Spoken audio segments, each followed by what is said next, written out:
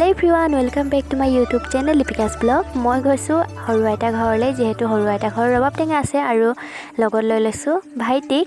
দেখিছেনে? তাৰ পাছত সেইফালে মাই ধান কাটি আছে যেহেতু আমাৰ পথাৰ ধানখিনি পকিলে আৰু অলপ বাকি আছিলে মা কাটি লৈছে আৰু এইফালে মুঠাইৰে দি আমি গৈ আছোঁ আৰু মুঠাইৰ পৰা নামিলোঁ যেহেতু মুঠাইৰ পৰা নামি আইতা ঘৰ পাব লাগে আৰু এইফালে ভণ্টিজনী আহি আগতেই খাই আছে। তাৰ পাছত গ'লোঁ আমি এতিয়া ৰবাব টেঙা পাৰিবৰ কাৰণে আৰু ভাইটিয়ে আগে তাই পাৰিব ডাং লৈ গৈছে। তাৰ পাছত এয়া দেখিছেনে অলপ হাবি আছে চাই মেলিয়ে গৈছোঁ যেহেতু সাপ ওলাব বুলি ভয় লাগিছিল আৰু এয়া দেখিছেনে তাই ডাংটো পেলাব লৈছিলে মোৰ গাতে। তাৰ পাছত ইফালে পালোগৈ আমি ৰবাব টেঙা গছজোপাৰ ওচৰত আৰু এয়া দেখিছেনে ইমান ধৰিছিল মানে আৰু আছেই ক'বলৈ গ'লে আৰু সৰু আৰু যোনখিনি তলত আছিল সেইবিলাকতো পোৱালিখিনি খাই শেষ কৰিলে আৰু এয়া মই ডাং লৈ মেলি এতিয়া পাৰিব লৈছোঁ যিহেতু ভাইটিয়ে ঢুকিয়ে নাপায়গৈ সেইকাৰণে মই পাৰি লৈছোঁ। যিহেতু মই ৰানিং ফিল্ডত নিম আৰু ছোৱালীবিলাকে মিলি খাম বুলি ভাবিছিলোঁ সেয়ে আনিব গৈছিলোঁ ৰবাব টেঙা। এনেওতো মই খোৱা মানুহ নহয়, ৰবাব টেঙা গছত লাগি থাকিলে মানে খাম কৈ তেনেকৈ থাকিয়ে যায় আৰু যেনে তেনে কৰি দুটা পাৰি ল'লোঁ। এইফালে আৰু এজোপা গছ আছে সৰু এটা ঘৰ এইজোপা তাতো গ'লোঁ দুটা ল'বৰ কাৰণে আৰু ভাইটিয়ে পাৰিব যিহেতু গছজোপা অলপ চাপৰ আছে সেয়ে তাইক পাৰিব দিলোঁ আৰু এয়া দেখিছেনে পাৰি দিছে তাই। তাৰপাছত এটা পৰিলে আৰু নেক্সট বাৰত ইমানকেইটা পৰি গ'ল নহয়।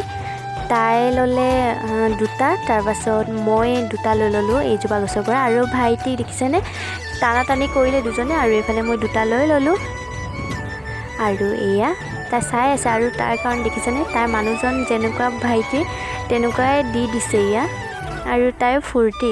তাৰপাছত ইফালে গোটেইকেইটা থৈ ল'লোঁ। তাৰপিছত এতিয়া ঘৰলৈ কেনেকৈ নিম বুলি ভাবি আছোঁ আৰু এয়া তাই লৈ লৈছে নিজৰটো। তাৰপাছত ভাইটিয়ে দেখিছেনে আমাৰ ডাঙৰ খুৰাৰ ল'ৰা আৰু ঘৰত আহি মেলি এইফালে তাই কাটিবলৈ লৈছে আৰু সৰু ভাইটি ইমান ফূৰ্তি মানে তাই ডান্স কৰিছে।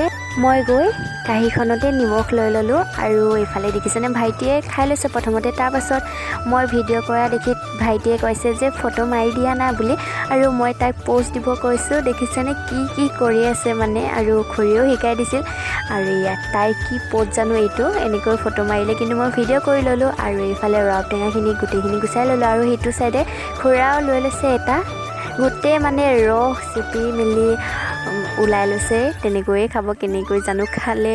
তাৰ পাছত সকলোকে দিলোঁ নিজে অলপ খালোঁ। এইবাৰ প্ৰথম আমাৰ কমলা গছজোপাত কমলা ধৰিছে আইতাই ৰোৱা। তাৰ পাছত মই ভাবিলোঁ এটা পাৰি ল'লোঁ আৰু পথাৰত পালোহি যিহেতু ঘৰৰ ওচৰতে পথাৰখন এনাই মা আছিলে মা ধান কাটি আছিলে তো কমলাটো পটাপট গুচাই লৈছোঁ। তাৰপাছত এনাই আৰু মাক দি মেলি খাম আৰু এনাই মানে কি কথা কৈ আছে আৰু ফুল গছজোপাৰ কিবাকিবি ডালবিলাক দেখাই আছিলে ঘৰত নিবৰ কাৰণে তো মই ক'লোঁ আৰু ইফালে অলপ মানে কিবাকিবি জমনি কথাও কৈ আছিলে তো হাঁহি মানে পেট বিষ কৰি গ'ল আৰু এইফালে গুচাই মেলি এনাইক দি ল'লোঁ। প্ৰথমতে মাকো দিলোঁ আৰু এইফালে নিজে খাই লৈছোঁ। বহুত মিঠা হৈছিলে। ৰবাব টেঙাকেইটা পাৰি থৈছিলোঁ যে পিছবেলা ফিল্ডত গৈ গোটেইকেইজনী ছোৱালী মিলি খাম বুলি কিন্তু মোৰ মানে কি হ'ল জানিনে শুই গ'লোঁ পিছবেলা আৰু উঠোতে ইমান দেৰি হৈ গ'ল সময়ে পাৰ হৈ গ'ল কেতিয়ানো ফিল্ডত গৈ খাব পাৰিম। সেইকাৰণে তো লগৰজনীয়েও ফোন কৰিছে মই মানে খুৰী ঘৰত আহি শুই থাকিলোঁ মোবাইল নিনিয়াৰ কাৰণে গমেই নাপালোঁ। তো আজিলৈ মানে বাই।